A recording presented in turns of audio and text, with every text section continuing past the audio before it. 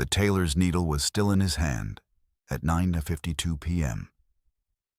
when the man stopped outside his window and stood there in the rain, not asking for anything, just looking at the suit on the mannequin like it belonged to a life he used to have. Most people walked past the shop on Beatty's Ford Road without slowing. This man slowed. He was soaked through, a plastic bag over one shoulder, shoes split at the side so his left sock showed through. And he stood under the awning with his hands at his sides and looked at the navy suit the way a person looks at a photograph of someone they lost. The tailor watched him through the glass for a long moment. Then he set the needle down, walked to the door, and opened it. He did not know who the man behind that bag was. But the man already knew exactly what kind of person opened a door at that hour for someone with nothing in their pockets. His name was Kolade Owusu Boateng, and he was 58 years old, though the gray in his beard and the stoop in his shoulders made strangers guess older. He had run the same small alteration shop for 31 years, the kind of place with one sewing machine, one steam press, and a hand-lettered sign in the window that read, "Repairs, Hems, Suits, Honest Work." He weighed maybe 140 pounds now, less than he had carried 2 years ago, because 2 years ago his wife Constance had gotten sick and the medicine had eaten the savings the way a fire eats paper. Slowly, and then all at once. She had passed in the spring. He still kept her thimble in the drawer beside the thread, a small brass thing worn smooth on one side from 40 years of her thumb. He wore a gray cardigan that had been mended at both elbows, mended by his own hand, because a tailor who cannot mend his own sweater has no business mending anyone else's. The cardigan was clean. He washed it every Sunday in the sink behind the shop and hung it on a wooden hanger his father had made in Kumasi in 1974. One of the few things he had carried across an ocean and never let go. The shop smelled of steam and pressing cloth and the faint sweetness of the chalk he used to mark hems. It was the smell of his whole life. He did not have much. The lease was 3 months behind. The landlord had stopped being polite about it in April. But Kolade had a rule he had learned from his mother in a single room in Kumasi, where 6 children slept on 2 mats. You do not let a person stand in the rain when you have a roof. It was not charity. Charity, his mother used to say, looks down. This was something else. This was simply the only correct thing to do. And he had never in 58 years found a reason good enough to do the incorrect thing instead. So he opened the door, and he said, "Come out of the rain." The man's name was Emmanuel. He did not give a surname, and Kolade did not ask for one. He was perhaps 60, perhaps younger and worn down to look it, with hands that had clearly once done careful work and a way of holding himself very straight, even soaked to the bone, as though posture were the last thing a man owned when everything else was gone. He stepped inside and stood dripping on the mat and apologized for the water on the floor. He apologized 3 times. A man who apologizes for water on a stranger's floor is a man who has not yet decided to stop being a person, no matter what the street has tried to teach him. Kolade made tea on the small electric kettle in the back. Ginger tea, because the night was cold and ginger was cheap, and his mother had made it for every person who ever came through her door with rain on their shoulders. He handed Emmanuel the mug, and the man held it with both hands and did not drink right away. Just let the warmth move into his fingers. They sat. Emmanuel looked again at the navy suit on the mannequin. "That's good work," Emmanuel said. "The shoulder. Most people get the shoulder wrong." Kolade looked at him then, really looked, because a man on the street does not usually know that the shoulder is where a suit lives or dies. "You sew?" "I did, a long time ago." Emmanuel turned the mug slowly in his hands. "Before things." Kolad understood before things.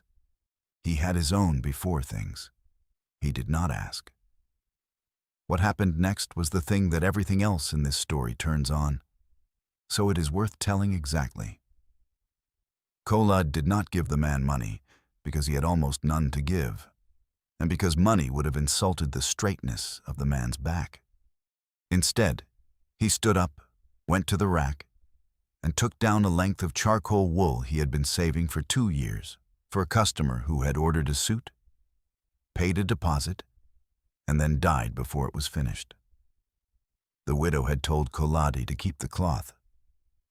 It was good cloth, English wool, the kind he could no longer afford to stock. He had been saving it the way you save something you cannot bear to use. "Stand up," Kolad said. "Let me measure you." Emmanuel did not understand. "I can't pay you." "I did not ask you to pay me. I asked you to stand up." The man stood. Kolad took his measurements in the way he had taken 10,000 measurements, with a cloth tape soft from decades of use, and a stub of tailor's chalk and the small worn pad where he wrote every figure down in his own private shorthand. Chest, shoulder to shoulder, sleeve, the drop of the trouser. He wrote it all down. He noticed the way a tailor notices an old scar on the man's right forearm, a long pale line that disappeared under the wet sleeve. And he noticed that one shoulder sat slightly lower than the other, the way it does on men who carried heavy things for a living when they were young. "Come back in 1 week," Kolade said. "Same time, it will be ready." Emmanuel stood in the middle of the little shop, with the tape still warm from around his chest, and something moved across his face that he could not hide. He did not cry. He pressed his lips together and nodded once. A single sharp nod, the nod of a proud man accepting a thing he has no way to repay. Then he finished his tea, set the mug down carefully in the exact center of the saucer, said thank you in a voice that came from somewhere very deep, and went back out into the rain. Kolad locked the door, turned off the front light, and looked at the charcoal wool for a long time. Then he began to cut. He worked on that suit for 7 nights. This is the part the framework would call the building. But to Kolade, it was simply the work. And the work was the only church he had left since Constance died. He cut by hand. He basted the canvas into the chest the old way, the way the machines do not do anymore, the way that makes a jacket follow a man's body for 30 years instead of falling flat after one. He sat at his bench under the single bulb until 2 and 3 in the morning. Fingers moving, Constance's brass thimble on his thumb because his own had worn through and he had never replaced it. And somewhere around the 4th night, he realized he was making the best thing he had made in years. He did not know why. Something about the man's straight back, something about the way he had held the tea. You sometimes do your finest work for the person who can pay you the least. Kolade had stopped trying to understand why a long time ago. He just knew it was true. He fitted the shoulder to sit a half-inch higher on the low side, so the man would look even, so no one would ever know one shoulder had carried more than the other. He set the sleeve so the old scar would be covered without binding the arm. Small things, things no one would see, things that are the whole of the work. And while he sewed, the rest of his life pressed in at the edges. The landlord, a man named Gerald, who owned half the block and wore a watch worth more than Kolade's entire shop, came by on the 5th day. He did not come inside. He stood in the doorway with the rain behind him and looked around at the 31 years of careful work as if it were already a thing being cleared out. "First of the month, Kolade," Gerald said. "All of it. 3 months and this one makes 4. I've been more than patient." He looked at the charcoal suit taking shape on the mannequin. "Doing well enough to take new orders, I see." "That one is not an order. Kolade said. Then it's a waste of cloth you can't afford. Gerald checked the watch. First of the month. I have a buyer for this unit who actually pays rent. Don't make me involve the sheriff. He did not raise his voice. He never raised his voice. He was a man following his own rules, and his rules said a building was a thing that made money, and a man who did not make him money was a thing to be removed. He believed he was being reasonable. That was the worst part, and Kolade knew it. And there was a woman across the street sweeping the step of the hair shop who watched the whole thing and then turned and went back inside. Because what was there for her to do? The first of the month was 4 days away. The suit would be finished in 2. Kolade did the arithmetic the way he did everything, quietly, and kept sewing. There was a woman named Pauline who ran the fruit stand on the corner, 60-odd years old. A Ghanaian woman who had been on that corner longer than Kolade had been in his shop, who knew every face that passed and every story behind every face. She had watched the soaked man stand at Kolade's window that first rainy night, and she had watched him come and go all week. And on the 6th day, she crossed to Kolade's door with a bag of oranges she would not let him refuse. And she said something he did not think about until much later.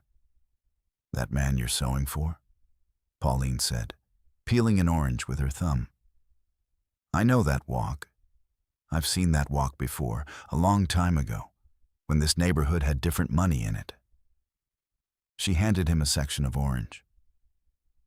"He used to be somebody, that one. The street takes the clothes off a man, but it doesn't always take the man." She looked at him. "You did right opening that door. People forget what they're standing next to." Kolade thanked her for the oranges and did not understand what she meant, not yet. He went back inside and pressed the lapels.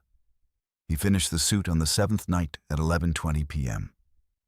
He pressed it, brushed it, hung it on his father's wooden hanger, and stepped back to look. Charcoal English wool, a half-canvas chest, a shoulder that sat even on an uneven man. It was the finest thing he had made, since before Constance got sick.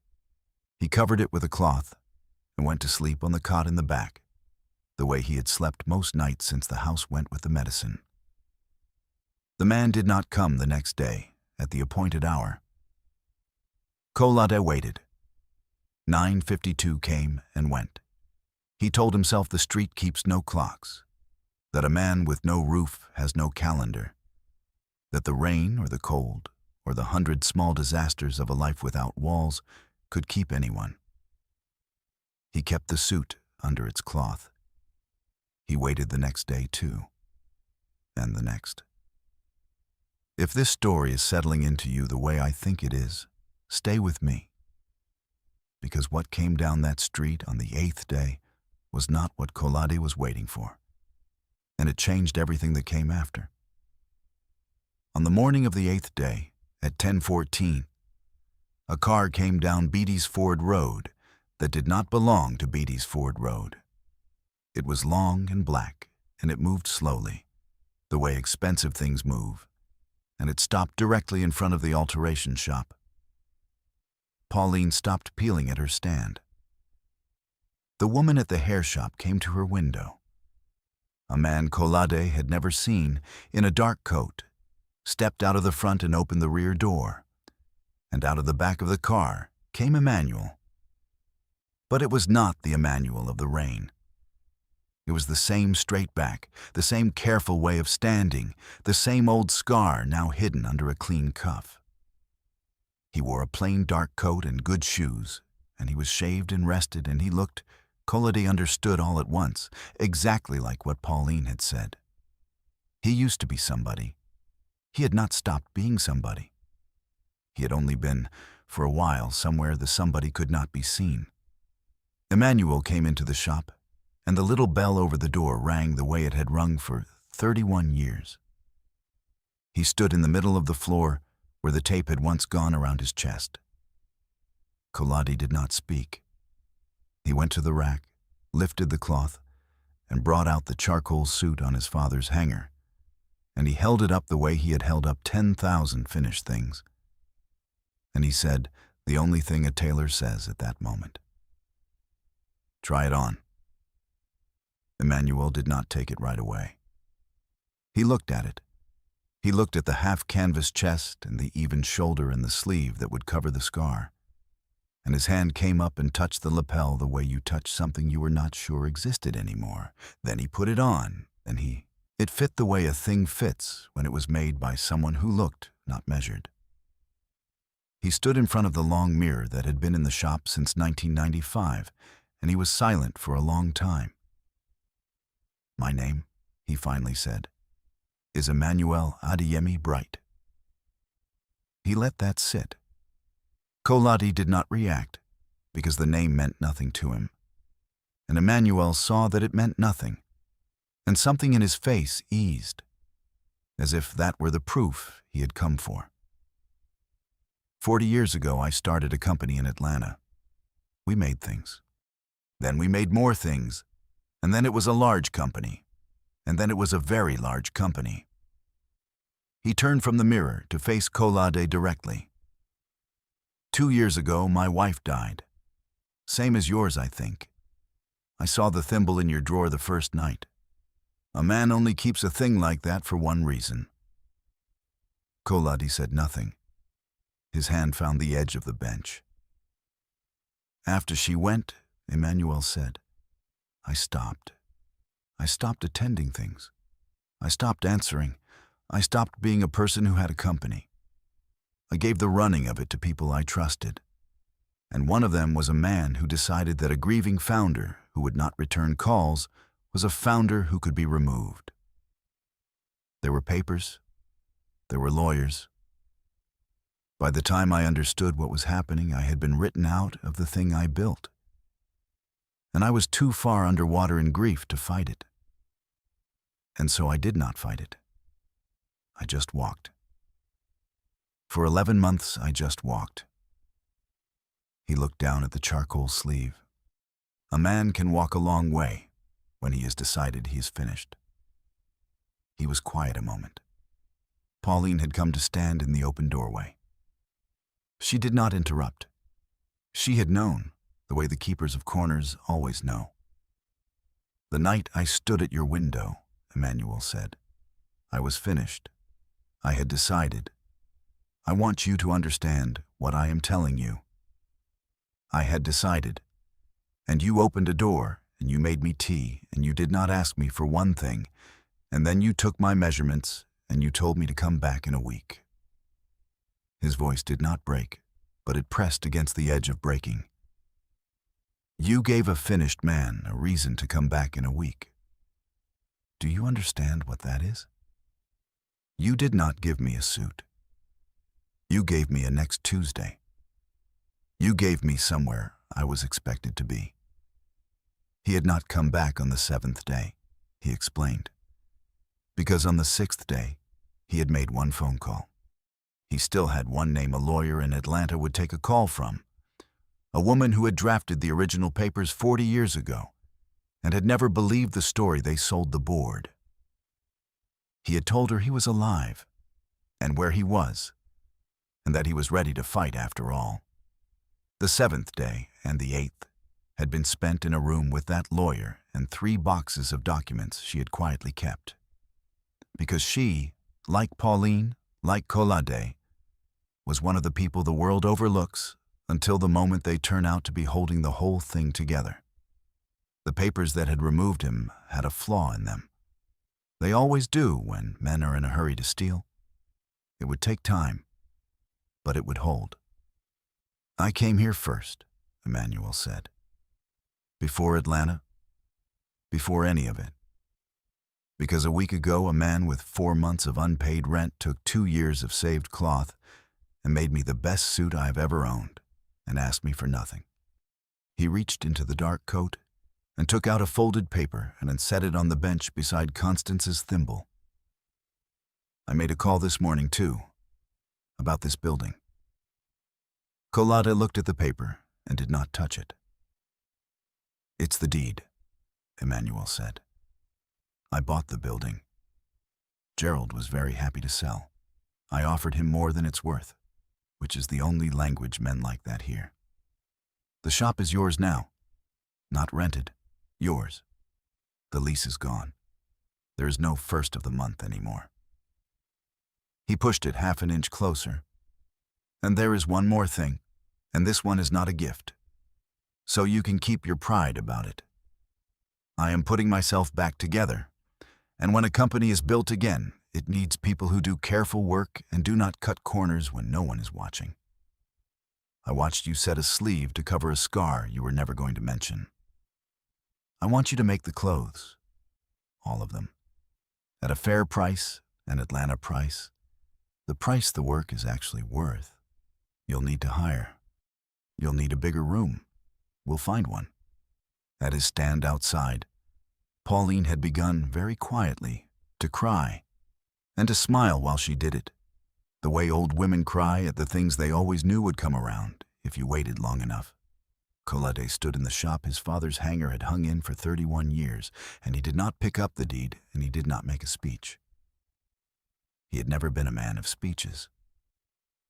He looked at the suit on the man's even shoulders, the half-canvas chest holding its shape, the sleeve falling clean over the old scar, and he understood that the finest thing he had made that week was not the suit.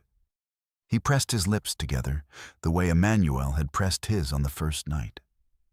The proud man accepting the thing he has no way to repay, except that he had already repaid it a week ago, without knowing, with a door and a kettle and a length of cloth. You'll want it taken in a little at the waist, Kolade finally said, because it was the only thing his voice could carry. Come back Tuesday.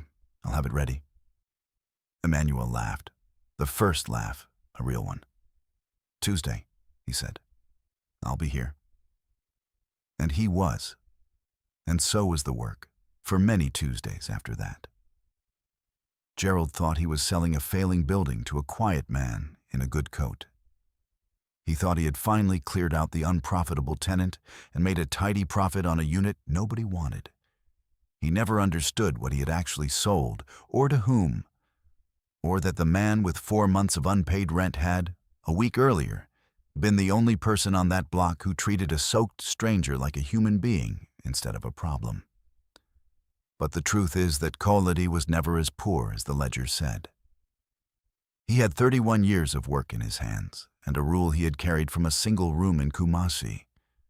And on a rainy Tuesday night, he spent the one currency that does not show up in any account. He opened a door, and he asked for nothing, and he treated a finished man as though he were still a person worth a week of careful work. That was the whole of it. That was everything. You can fall behind on the rent. You can lose the house to the medicine and bury the wife and sleep on the cot in the back of the shop. You can be the man the landlord plans to clear out by the first of the month. But you cannot lose the thing you do when no one is watching, and there is nothing in it for you. That belongs to you in a way a building never will. And every so often, on a street where you least expect it, it comes back down the road in a long black car and stops at your door. And the night Kolade Owusu Boateng opened that door was not, as Gerald believed, the act of a man with nothing left to give. It was the richest thing anyone on that block did all year. While Gerald was counting the months of unpaid rent, Kolade was quietly making the finest thing he would ever stitch, which turned out to be a reason for a finished man to come back in a week. So let me ask you something, and I want you to sit with it before you answer. If a stranger stood outside your window on the worst night of his life, soaked through asking for nothing, at an hour when you were tired and behind on your own bills and had every reason to turn off the light and pretend you hadn't seen, would you open the door? And not just open it. Would you give him your best, the cloth you'd been saving, the work you save for the people who can actually pay? Or would you decide, the way most of the world decides, that a man with nothing in his pockets is not worth the needle? Leave your answer in the comments. I really want to read it. And if you believe, like I do, that the people the world walks past are often the ones carrying something it badly needs, subscribe for more stories about hidden strength, quiet power, and the ones the world overlooks until they change everything. I'll see you in the next one.